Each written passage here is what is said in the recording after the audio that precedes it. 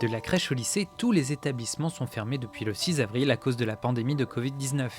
Les enfants sont donc de retour à la maison, sauf pour ceux qui ont des parents de personnel dit prioritaire, comme les soignants. À Limoges, une seule crèche reste ouverte pour les accueillir, la crèche Joliot-Curie.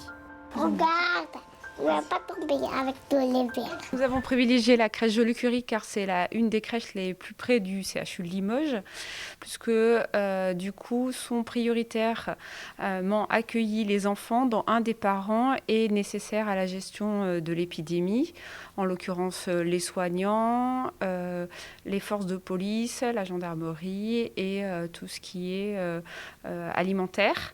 Et du coup, la crèche est ouverte de 7h à 19h du lundi au vendredi. La crèche Joliot-Curie peut accueillir jusqu'à 50 enfants pendant le confinement.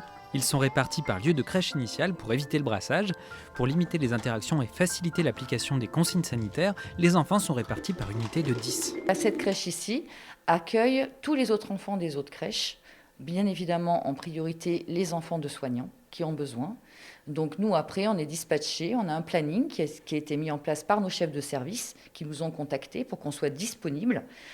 On est mobilisés de toute manière pour venir, pour suivre ces enfants dont les parents ont besoin.